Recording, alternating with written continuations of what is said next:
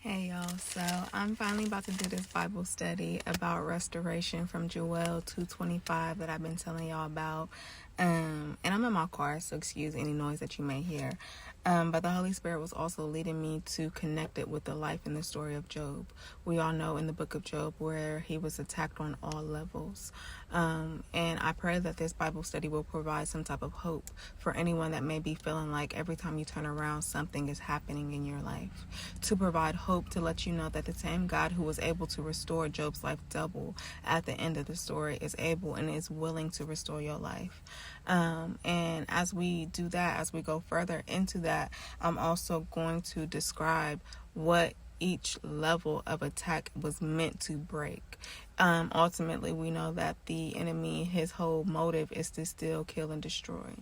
So what area of your life, so you'll be able to recognize what attack in your life, why it's there, and how to overcome it. So first I'll read Joel 2:25 when it talks about, and I will restore, this is the Lord speaking, and I will restore to you the years that the locusts have eaten, the cankerworm and the caterpillar and the palmer worm, and my great army which I have sent among you. And before we do that, because I don't want to make this long, I'm going to make it like 2 videos because I don't even have that type of attention span to watch a 40-minute video on YouTube. So I'll probably break this up in like 2 or 3 videos. But the first one, I want to talk about the life of Job. Actually, I'm just going to read majority of Job chapter 1. So for those of you who do not know, Job was a good man. He was known as a man of integrity who feared the Lord, who loved the Lord.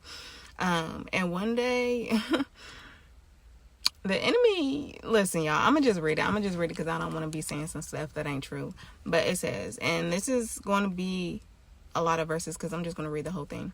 This is Bible study.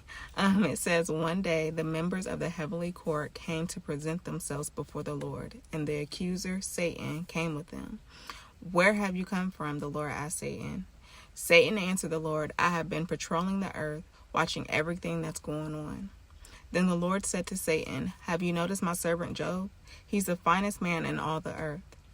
He is blameless, a man of complete integrity, and he fears God and stays away from evil. And Satan replied to the Lord and said, yes, but Job has good reason to fear God. You have always put a wall of protection around him and his home and his property.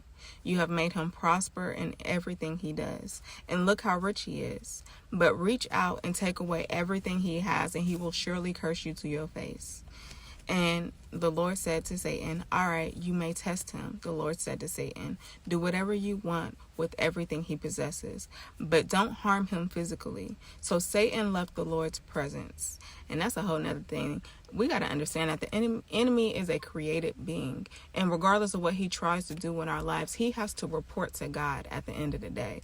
And before that, God was bragging on Job. Like, he trusted Job so much. He trusted the faithfulness that Job had towards him so much that, and it's going to take a level of spiritual maturity to understand this and to receive it, but God trusted Job with suffering because he knew at the end of the day that Job was not going to curse him. And he knew at the end of the day that he was going to get the glory. And it was for a bigger purpose. It was for a greater eternal purpose, because this testimony, Job's testimony, still encourages us today. So yeah, just keep that in the back of your mind. Like, when you are suffering, when you are going through a season of pain, just know, first of all, that it is only temporary, that we are to seek God in our pain and allow him to turn that pain into purpose. So I'm gonna get back. All right. And then it says, so Satan left the Lord's presence. One day when Job's sons and daughters were feasting at the older brother's house, a messenger arrived at Job's home, Lord forgive me, at Job's home with this news. Your oxen were plowing with the donkeys feeding beside them when the Sabeans raided us. They stole all the animals and killed all the farmlands, and I am the only one who has escaped to tell you. And while he was still speaking, another messenger arrived with news. Another messenger arrived with news. The fire of God has fallen and burned up your sheep and your shepherds. I am the only one who has escaped to tell you. And while he was still speaking, a third messenger arrived with this news: 3 bands of Chaldean raiders have stolen your camels and killed your servants. I am the only one who has escaped to tell you. And while he was still speaking, another messenger arrived with this news: your sons and your daughters were feasting in their older brother's home. And suddenly a powerful wind swept in the form of wilderness and hit the house on all sides. The house collapsed and all your children are dead. I am the only one who escaped to tell you. And Job stood up and tore his robe in grief. Then he shaved his head and fell to the ground and worshipped. And he said, I came naked from my mother's womb, and I will be naked when I leave. The Lord gave me what I had, and the Lord has taken it away. Praise the name of the Lord. In all of this, Job did not sin by blaming God. Now, that's just the end of the first chapter, but the book of Job is 42 chapters. And a lot of people tend to stop right there and act like Job was just like, the Lord giveth and the Lord taketh, and I'm good with it. If you continue to read the book of Job, like, Job got real with God. No, he did not he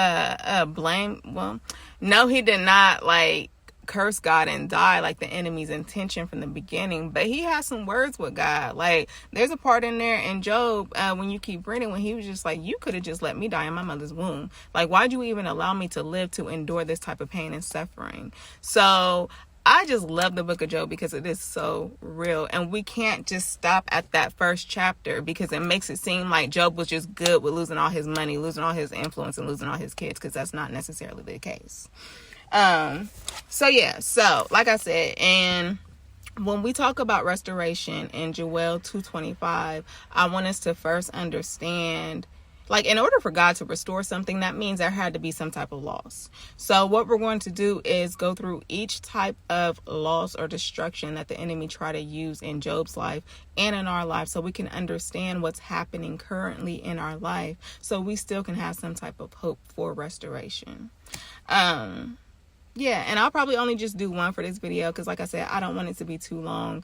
I'll do this one. It'll probably be about 10-15 minutes, and then I'll divide it up into other videos for the other types of destructions. But I have it here that what the enemy was doing in Job's life and what he's currently doing in your life, it is a systematic plot of attacks sent by the enemy to destroy your faith and your relationship with God. Each attack is a strategy to break our trust in God on different levels and layers. Notice when the enemy went to God, or when he had to go into the Lord's presence, he never said that he was attacking Job for any other reason but for Job to curse God and die. So we have to understand that everything that we're going through in the natural, it first starts in the spirit realm.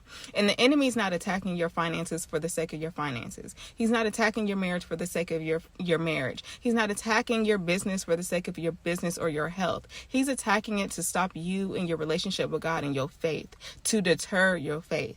So understand that. Know that it's never about the things. It's always about a higher purpose. It's always starting in the spirit realm, and it's always to get you to stop believing in God.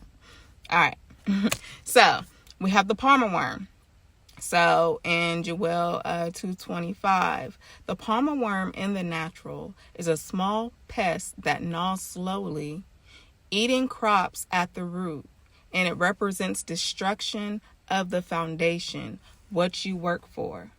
It actually attacks the seed of a thing. It attacks the potential in the beginning, and it tries to kill dreams, visions, and blessings before they get a chance to mature. So in Job's situation, Job lost. This is when the Sabians ended up stealing his oxen and donkeys, destroying Job's ability to plow and to carry goods or productivity. All right, so, and this was in Job 1:14 through 15. And the purpose of this attack, the enemy started by eating away Job's foundation of labor, attacking his sense of purpose and his daily stability. So this is when the enemy tries to attack that dream or that vision that God has given you, when he tries to attack the foundation before you eat, or to even strike you with discouragement, or people saying that that's a dumb idea, or whatever strategy that he tries to use. He tries to destroy the foundation before you ever get a chance to build. And the purposes of this was to convince Job that God had abandoned his daily provision, and to provoke anger at God, and understand that God will never leave you. God will never leave you. God will never leave you. So yeah, I'm going to just leave it at this for the palmer worm, and I'll divide it in other videos for the cankerworm, caterpillar, and the locust, and tie it all together and provide some sense of hope to know that God is able to restore your life. All right, I love you guys.